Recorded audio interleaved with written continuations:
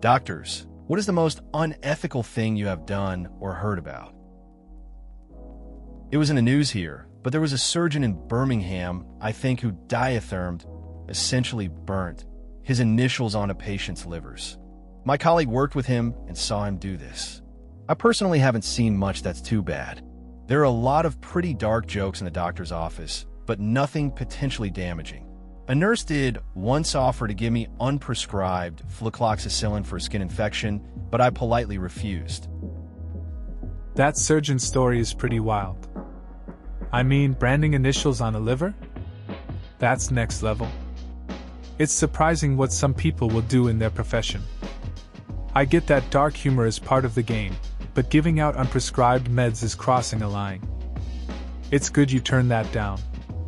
Sometimes you just have to play it safe, you know? In the hospital I work at, there are many frequent flyer psychiatric patients. They usually have very serious social issues, e.g., lack of housing, no money, etc. Sometimes, when the psych unit gets tired of them, they buy them a bus ticket and send them somewhere far away so that they'll be someone else's problem. That's a tough situation. It's interesting how the system handles people in need. Instead of addressing the root causes, they just pass them off. It's like a temporary fix rather than a solution. It's sad to think about how many people go through that, just being moved around. It really shows a gap in care and support for those who need it the most. I briefly worked at the front desk clerk for an ER at a local hospital. The rule was anyone that came in complaining of chest pains had to be back and on a machine within 10 minutes of arrival. Once I entered their name into the system, a clock started.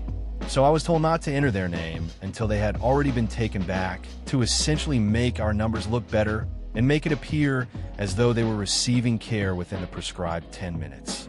Edit. People complaining of chest pains were typically brought back quickly, just not always within the 10-minute guideline, although generally faster than anyone else. This mostly seemed to be just about producing better stats, although keeping it off the system gave them the ability to delay. There are three kind of lies in the world: lies, damned lies, and statistics. In my opinion, never trust an individual stat. They're almost always manipulated, and if you have chest pains, take aspirin. That sounds like a tough spot to be in. Working in an ER, I get the need for efficiency, but manipulating stats like that seems pretty misleading. It's important for patients to feel like they're getting timely care, especially when it comes to chest pains. It's a balance between the numbers and real-life situations. And yeah, advice about aspirin is solid. Better safe than sorry in those cases. As a pharmacist, I will sometimes call docs on drug interactions. The other day, the ER doc I talked to had never heard of the interaction I was calling on and said to tell the patient to take the meds. I guess since you haven't heard of it, it must not be a thing. The ego on some of these guys is insane. It's interesting how some professionals can be pretty set in their ways. I remember a time when a friend, who's a doctor, dismissed a common allergy as nothing serious. Turns out, it was really affecting the patient. Sometimes, I guess you just get caught up in your own knowledge. You think you know it all, but there's always something new to learn. Just a reminder to stay humble, I guess. Veterinarian. I have worked with clients to hide abused dogs that were rescued from their mean owners until a shelter was located. I wasn't expecting this unethical act to be so well received. Thank you for all your kind words and for the gold. As long as I have a place to put an unwanted pet, I will continue to do what I can. Thank you to you all who have already adopted from shelter or have taken it astray. Even if you have paid a lot for your pet, as long as you love it and take good care of it, that's what we should strive for as humans. It's interesting how people can react to things like this. Some might think it's wrong, but in the end, helping those dogs find a safe place seems more important. It's good to see people looking out for animals and making a difference, even if it's unconventional. Adopted or not, as long as pets are happy and loved, that should be the goal. Compassion goes a long way. I'm not a doctor, but a friend of mine's dad got diagnosed with colon cancer a while ago. They treated that, and then the cancer spread to his liver. He had an operation to remove 60% of his liver, but not too long after the procedure, they found cancer in his lungs. But here is the twisted part. He went to a different cancer center following the procedure, and they found that he had cancer in his lungs all along. That's right. It said on file that the hospital he went to previously knew he had colon and lung cancer at the same time for 3 months, and were never going to tell him. They intentionally were keeping it from him. The man is interested in pursuing a lawsuit. I, for one, think the whole situation is awful. The cancer center said had they treated the colon and lungs at the same time, he would have been better. That's a pretty heavy story. It's messed up that the first cancer center didn't tell him about the lung cancer. If they had treated both at the same time, he might have had a better chance. It just raises a lot of questions about trust in the medical field. I can understand why your friend's dad might want to pursue a lawsuit. It seems like a really tough situation for everyone involved. When I was a young kid and first discovering the joys of Google, I thought it would be fun to search my surgeon father's name. One of the first results led me to a tabloid article about a nurse who was operating within his department, who kept killing off patients in some twisted angel of death perceived mercy killings. I was 9. That's a pretty intense experience for a kid. Discovering dark stuff like that can really mess with your head. I can imagine being curious about your dad's work and then stumbling onto something so shocking. It must have been a weird mix of fear and confusion at that age. Sometimes, the internet can lead you to places you don't expect, especially when you're young and naive. This was really a misunderstanding, but in college I thought I had an STD that turned out to be a recurring case of a yeast infection I got from some fine young lady. The culture would come out negative for any STD, but the symptoms would return. The college DR was a woman, and after my 3rd time to return to tell her the symptoms were back even though the tests were negative and I had taken all the meds. She turned me away because she thought I had a weird fetish of her giving my Johnson a culture test. That's a rough spot to be in. Misunderstandings like that can spiral out of control, especially in college when everyone's a bit stressed. The whole yeast infection thing must have been frustrating, especially after multiple visits. It's tough when you just want to get to the bottom of an issue and someone misreads you. Glad it got cleared up eventually, but that moment with the doctor sounds pretty awkward. Interns are not supposed to be in the hospital alone. It is a requirement for all residency programs. There should always be a senior resident or faculty member in-house. This is with good reason, because interns lack experience. When I was a brand new intern, a senior resident that I was working with regularly used to go home in the middle of night shift and leave me to cover everything. She would come back right before morning rounds. She was an awful resident who had many problems along the way, but somehow she ended up in a very nice, high-paying job. Some people fail upwards. It's interesting how some people can manage to get by despite the rules. I remember a friend who had a similar situation during his internship. His supervisor would often leave him to handle important tasks alone. Eventually, that same supervisor ended up in a great position, while my friend learned a lot from the stress. Sometimes, it's not just about the hard work, it's about who you know too. My mom is a nurse that worked at a hospice. She was known among the other nurses as having a gift. When it was coming time for a patient to reach his or her end, my mom would be able to guess the time of death usually within 5 to 10 minutes. The nurses would make betting pools and really were fascinated by what my mom could do. They would tip her off on a patient in bad condition, and she would go in and take their temperature, feel the feet, and check their pulse and walk out with an exact time. She won a lot of money and free lunches in her stay there. When a higher management official approached her one day about it, she immediately started to apologize for her unprofessionalism. The manager stopped her and told her she was in fact impressed by her ability. That's interesting. Your mom had some unique insight into life and death. It's not something you hear every day. Winning bets must have been a fun side effect of her job. It's good to know her skills were appreciated, even if she thought it was unprofessional. It's a tough environment, so having a little fun like that can help lighten the mood. Overall, she seems to have made a real impact. An interesting moral quandary my father, an oncologist, encountered. He had just given a patient a very bad diagnosis, something very much terminal, and not much time left to live. The guy said he was going to go on a spending spree with all his credit cards and gift away a lot of the stuff to loved ones. My dad confides that he technically had an obligation to report such information to credit bureaus or whatever, but after a little thought figured what the hell, let the dying guy have his day. What does Reddit think of this? That's a tough situation. Your dad had to balance ethics and compassion. Helping someone enjoy their last days, even if it meant not reporting his spending, shows a human side to medicine. It raises questions about responsibility. Sometimes, doing the right thing isn't clear-cut, especially in difficult cases like this. Everyone deals with these dilemmas differently, and it's interesting to see how people react when faced with moral choices. My mom used to investigate Medicare and Medicaid cases for the state of Arizona. Sometimes THJS included visiting hospitals or doctor's offices.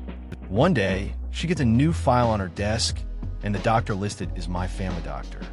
For ethical reasons, she had to pass the case to a coworker, but in the end, they discover my doctor was running cocaine dealings out of his office.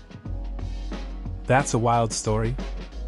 Imagine finding out your family doctor was involved in something like that. Your mom must have had a lot of complicated feelings about it, especially since she had to pass the case to someone else. It's crazy how trust can be so easily shattered when you learn something like that about someone you rely on for healthcare.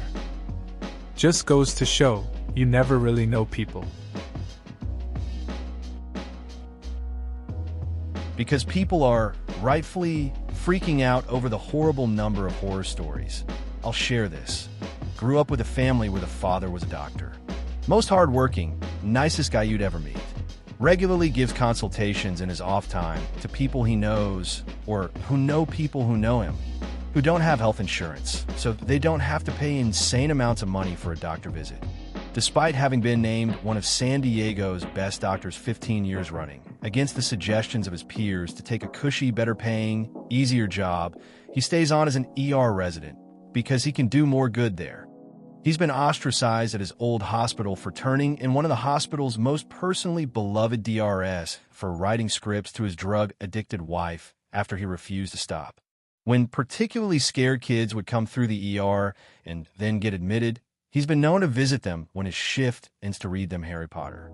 DRS can be scary and incompetent, but they can also be great and caring too. Sounds like a solid guy.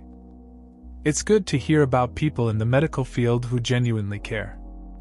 Balancing a tough job while helping others is rare. And reading to kids in the hospital? That's a kind touch that makes a difference.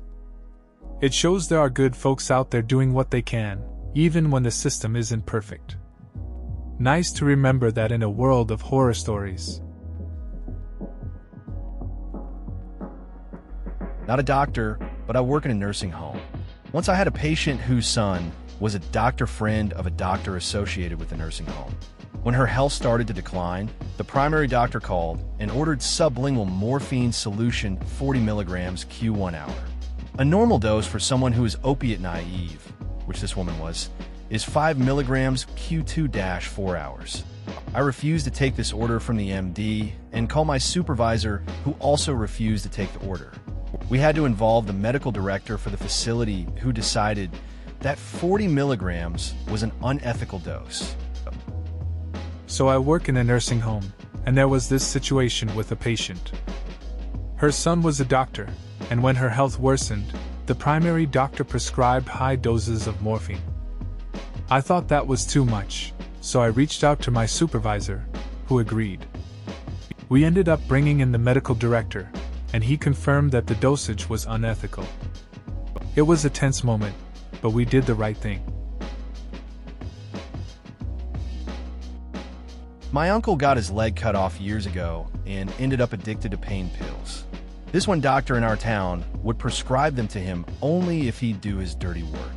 He ended up turning him in because he wanted my uncle to burn someone's house down with them in it. When my uncle went to scope the place out, he refused because there were children in the home. The doctor flat out told him he didn't care and to burn it down with the whole family in it. I don't remember all the details, but my uncle ended up turning him in and getting clean. The doctor ended up in jail for doing this to multiple people around town. That's a pretty wild story. Your uncle had a rough time, but at least he turned things around in the end. It's crazy how people can get involved in such messed up situations over drugs. The doctor really crossed the line there. Good on your uncle for standing up for what was right, especially when kids were involved. It's a stark reminder of how deep addiction can go and the choices people make. My mom's doc at a major hospital in my town. A few years ago, the radiology department was caught up in a scandal where they had the machines on too high a setting for months, and apparently one of the radiologists had noticed and tried to cover it up. Also, one of my neighbors was writing himself prescriptions. Not sure what exactly, was a kid, but I assume pain meds. That's a pretty wild story. It's strange how these things can happen in places you trust. Your mom's doc being involved in that kind of scandal must have been unsettling. We often think of hospitals as safe, but it's good to be aware. And the neighbor writing prescriptions is another layer of the chaos. It's a reminder that people can get pretty desperate. Very late to the party, but I heard this when studying medicine. In the old days, when women were in labor, the head obstetrician insisted that all of them received a cut in the vaginal wall with scissors to prevent tears of the vagina. The idea is relatively okay. To prevent uncontrolled tearing, you place an incision where it's going to matter least. It relieves the stress, and there will be no uncontrolled tear, hopefully. However, this practice has been abandoned now because the advantages were smaller than the disadvantages. However, the story was that once a woman delivered so fast that the obstetrician in charge couldn't cut the vagina before she delivered. There was no tear either. The vagina was in perfect shape. Then later this doctor went back to the woman, made a cut, and sewed it up because he was afraid that the head obstetrician would find out that he hadn't placed the preventive cut. That's an interesting story. It's wild how practices evolve over time based on new understanding. The lengths some people went to just to avoid scrutiny is pretty crazy. It's good they've moved away from that approach since it seems like it caused more harm than good. Just goes to show that sometimes, sticking to what's been done isn't the best path. Makes you think about how far medicine has really come. And remember my first patient death while in nursing school.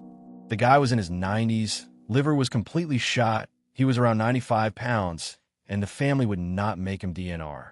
The attending told me if when you do CPR today, do it symbolically. Thankfully, the son came in and signed the DNR form about 2 hours before the patient expired. I was conflicted. I can see why that would be a tough experience. It's difficult to balance the medical training with the emotional reality of death. Watching someone suffer and being told to act in a certain way must have been challenging. The timing of the DNR seemed like a relief for everyone involved. It's moments like that that can really stick with you in your career, shaping how you handle similar situations in the future. This is pretty much how I was born. Game number 1 of the World Series was scheduled for 8 p.m. that evening. The doctor was a big baseball fan, and our city's team had made the series for the first time many years. I was born via C-section at 7:53 p.m. Edit. I'm highly entertained by these guesses. So far, people have assumed that I am anywhere from 6 months old to 40 years old. Here's a hint. I am somewhere in between those ages. That's an interesting story. Being born right before a big game is kind of unique. I can imagine the excitement in the room with the doctor being a fan. It's funny how people try to guess your age based on that little detail. Makes you wonder about all the moments in life that connect to bigger events. It puts a fun twist on your birthday. When I worked in OB, we had a physician who continuously did this. Had his own private practice and partners to take over for him. Like being home for dinner every night. We also had an OB who refused to come in for a delivery because it was raining outside. Keep in mind, this was in Michigan, which means that every winter we get absolutely dumped with snow and ice December through March, but you know, rain.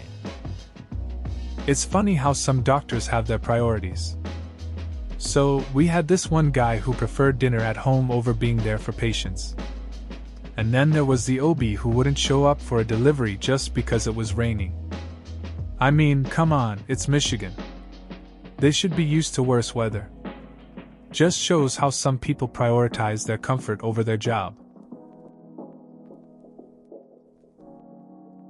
While I didn't realize this made international headlines, I'm also from LI. This is such a wild story though, so I'm not surprised. You have to wonder how is someone housed from going to medical school and swearing to do no harm to this level of insanity. I'm sure this story will continue to unfold for a while. It's interesting how some local events can blow up globally. I remember a friend from college who went to med school. He was always the serious type, but one day he did something completely unexpected during a class project. Everyone was shocked. It's funny how people can surprise you, especially those you think you know well. Some stories just keep evolving, and this one certainly has that potential. I can't top that, but I once went for a check because I found a lump. GP was the same one I'd had all my life. He was way more embarrassed than I was, and kept stuttering on the word testicle. Anyway, he has a quick, cursory look, tells me it's just a very blocked pore and it'll make a mess in my trousers one day. He then turned around, put his hands in the sink, and turned the tap on so hard it covered his entire front in water. That's a pretty funny story. It's interesting how sometimes the doctor can be more awkward than the patient. You go in stressed, and then they end up making a mess instead. I guess it's nice to know that even they have their moments. Just goes to show we're all human, right? This was not in the medical profession, but we used a comment field filled with 0 to 10 asterisks, stars, and it was called the King Kong Peter meter. 0 stars was a normal polite customer, and it got progressively worse until 10 stars, which was a Kong dong. It worked pretty well. If we pulled up a customer account and saw multiple stars, we knew to watch out. That sounds like an interesting system. I can see how it would help gauge customer behavior. It's simple and to the point, and definitely easier to remember than some complex ratings. Makes sense to keep an eye on the higher star ratings for those challenging situations. It's funny how creative people get with making systems like that. Can really say a lot in just a few symbols. I had to get some dental work in China because I was punched in the face and one of my teeth broke. I was ushered into a room where maybe 6 or 7 people were in chairs, being worked on, because fuck privacy, right? The dentist had me show her my tooth while she was working on someone and kept asking me to lean over her patient so she could see better. At which point she waved me off and told me it was fine, despite being in a severe amount of pain.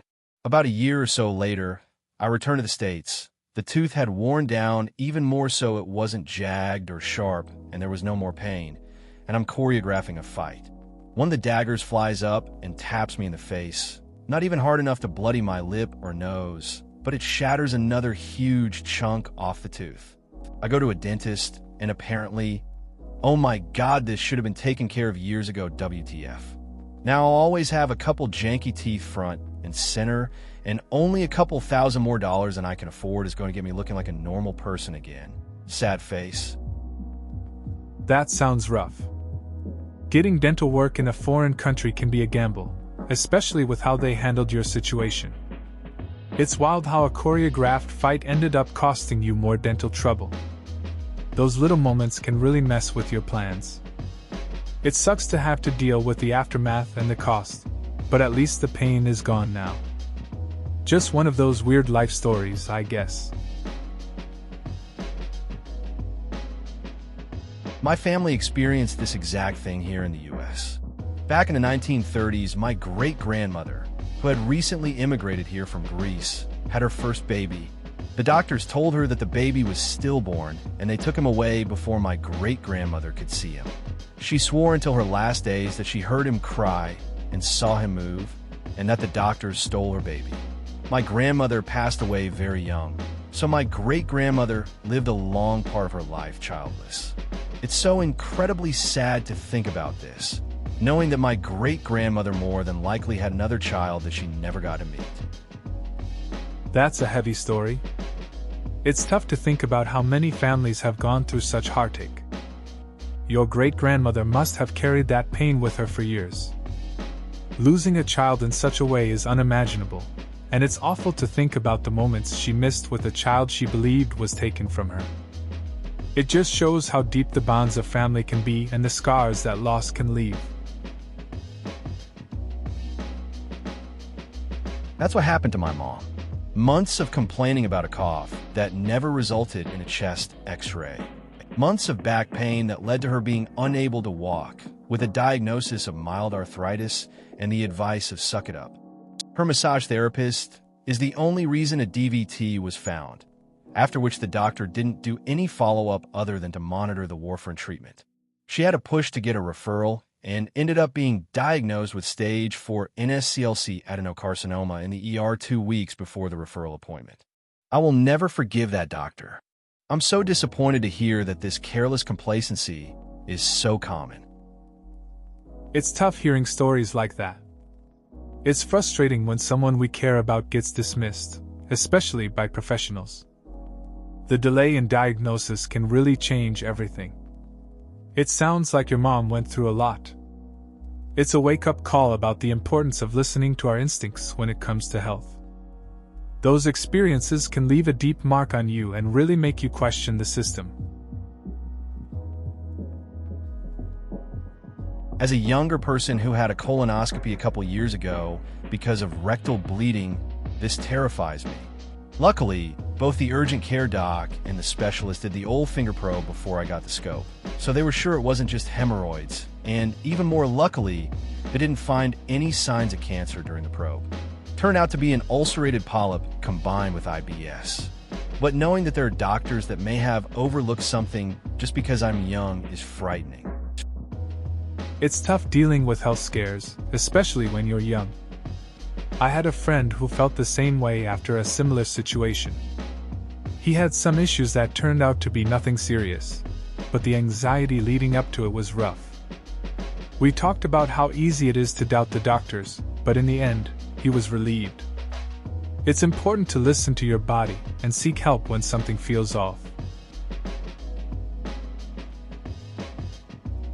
I've had similar things happen to me.